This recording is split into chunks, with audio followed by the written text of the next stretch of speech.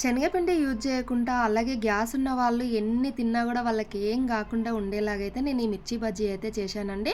నాకు కూడా ఇక్కడ వర్షాలకైతే వేడివేడిగా ఏదైనా తినాలి అనిపిస్తుంది. ఇంకేం తిందామా అని ఆలోచిస్తే అయితే మిర్చి బజ్జీ అయితే గుర్తుకొచ్చింది. కాకపోతే ఈ మధ్య నాకు కూడా కొద్దిగా గ్యాస్ వస్తుంది కదా, ఇంకెలాగా అని ఆలోచించి అయితే నేను శనగపిండి యూజ్ చేయకుండా అయితే చేస్తున్నా. చూడొచ్చు, దీనికోసం అయితే కొంచెం వామ్ అయితే తీసుకోవాలి. వాము అలాగే వేయించిన పల్లీలు, ఉప్పు, ఈ మూడు అయితే మిక్సీకి అయితే వేసుకోవాలండి. మిక్సీ పట్టి పొడిలాగా అయితే చేసుకోవాలి. ఈ విధంగా పొడిలాగా చేసుకొని అయితే దీన్ని పక్కన అయితే పెట్టేసుకోవాలి. ఇంకా బజ్జీ చేయడానికి పిండి కావాలి కదా, దానికోసం అయితే నేను 2 గ్లాసుల మినప్పప్పు అలాగే హాఫ్ గ్లాసు రైస్ అయితే నానబెట్టుకున్నానండి. రైస్ ఎందుకంటే కొంచెం క్రిస్పీగా రావడం కోసం అయితే రైస్ వేసుకున్నా. ఇంక ఈ రెండు కలుపుకొని అయితే కడిగి నానబెట్టుకున్న వాటిని అయితే మిక్సీకి అయితే వేసుకోవాలి. మిక్సీ పట్టి అయితే కొంచెం మనం మెత్తటి పేస్ట్ లాగా అయితే రెడీ చేసుకోవాలి. నేను ఇప్పుడు చూపిస్తున్నా చూడండి, ఈ కన్సెంటెన్సీలో అయితే రావాలి. మెత్తటి పేస్ట్ లాగా అయితే గ్రైండ్ చేసి పక్కన అయితే పెట్టేసుకొని ఇదైతే ఒక గిన్నెలోకి అయితే తీసుకోవాలండి. దీన్ని కలిపే విధానం అయితే చూపిస్తా. కలిపే విధానంలోనే మనకు వేసే బజ్జీ అనేది పర్ఫెక్ట్ వస్తుంది. ఇప్పటి వరకు ఛానల్ సబ్స్క్రైబ్ చేసుకుని వాళ్ళు ఉంటే మాత్రం ప్లీజ్ ఛానల్ సబ్స్క్రైబ్ చేసుకోండి. వీడియో నచ్చితే మాత్రం లైక్ చేయండి. ఎలా ఉందో కామెంట్ చేయడం అయితే మర్చిపోకండి. ఇప్పుడు నేను చూపిస్తున్నా కదా, ఈ విధంగా అయితే పిండి ఉండాలి. మీ ఇంట్లో ఎవరైనా గ్యాస్ ఉన్న వాళ్ళు ఉంటే మాత్రం వాళ్ళు పాపం మిర్చీలు తిన్నీకి బజ్జీలు తిన్నీకి భయపడితే ఒకసారి ఈ విధంగా అయితే ట్రై చేసి చూడండి. వాళ్ళు చాలా ఇష్టంగా తింటారు, ప్రాబ్లం కూడా ఏముండదు. ఇంక ఈ పిండి అంతా తీసుకున్న తర్వాత కొంచెం అయితే కార్న్ఫ్లోర్ యాడ్ చేస్తున్నా. మనకు క్రిస్పీనెస్ కోసం అయితే కొంచెం కార్న్ఫ్లోర్ అలాగే కొద్దిగా పసుపు, ఉప్పు. పసుపు ఎందుకు అంటే మనకు ఎల్లో కలర్ రావడం కోసం. ఇప్పుడు శనగపిండి అయితే ఎల్లో కలర్ ఉంటుంది కదా, ఇంకా ఆ కలర్లో రావడం కోసం ఇలాగే వేస్తే మనకు బజ్జీ అనేది వైట్ కలర్లో వస్తుంది. అందుకోసం అని కొంచెం పసుపు అండి. పసుపు, ఉప్పు వేసుకొని అయితే మంచిగా మిక్సీ అయితే చేసుకోవాలి. బాగా కలుపుకోవాలి. పిండి ఎంత బాగా కలిపితే మనకు బజ్జీ అనేది అంత పర్ఫెక్ట్ వస్తుంది. ఇందులో నేను సోడా కానీ ఇంకేమీ యూజ్ చేయలేదు. మీకు కనిపిస్తుంది కదా, సోడా అయితే ఎలాంటి సోడా అయితే వేయలేదు. మనకు ఓన్లీ సాల్ట్, పసుపు వేసి అయితే బాగా కలుపుతున్నా. పిండి ఈ విధంగా అయితే కలుపుకొని కొద్దిసేపు అయితే పక్కన పెట్టుకోవాలి.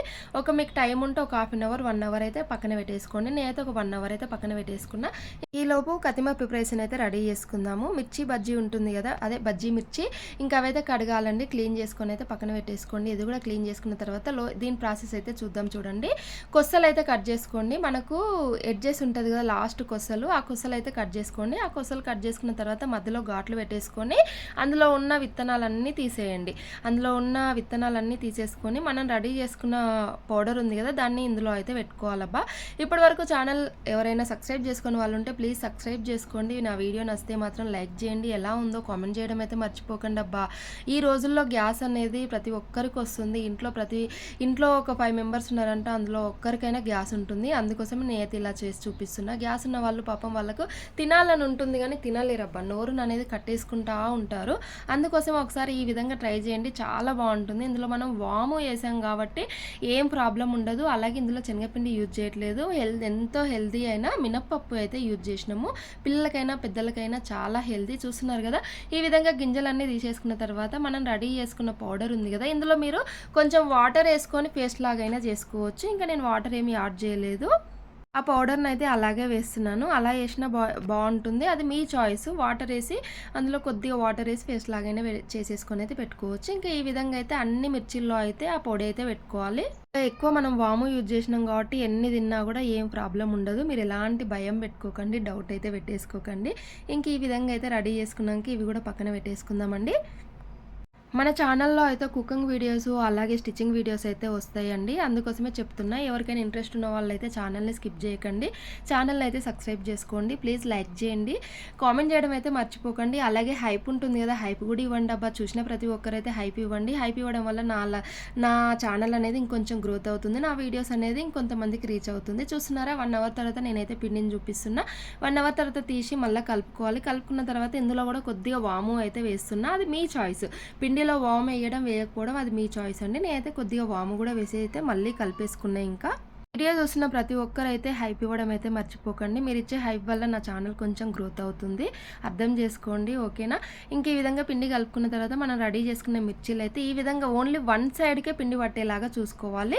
ఎందుకంటే మన లోపల ఉన్న మిర్చి అనేది బాగా వేగిపోతుంది. మంచిగా లోపల ఉన్న పిండి కూడా ఉడకాలి, మంచిగా వేగాలి అనుకుంటే మాత్రం నేను చూపిస్తున్న విధంగా అయితే ఒక్క సైడ్కే పిండి పట్టాలి. మిర్చికి ఒక్క సైడే పిండి పట్టాలి. ఇక చూస్తున్నారు కదా ఎంత బాగా వేగుతున్నాయి. ఈ విధంగా సేమ్ సేమ్ నేను చూపించినట్టే యాజ్ ఇట్ ఈజ్ అయితే మీరు మిర్చీలేసుకోండి. బయట స్ట్రీట్ షాప్‌లో ఉన్నట్టు గాని, మీకింక బండిలో కంటే ఇంట్లో ఉన్న మిర్చీలు చాలా టేస్ట్ అండ్ హెల్తీ అండి. నేను చెప్తున్నా గదా! చాలా టేస్ట్ ఉంటుంది. ఈ మిర్చి అయితే మనం బయట కొని తెచ్చుకునే మిర్చి కంటే ఈ మిర్చి చాలా టేస్ట్ ఉంటుంది. అలాగే హెల్తీ గూడా. ఇంత పర్ఫెక్ట్‌గా వస్తుంది చూస్తున్నారా?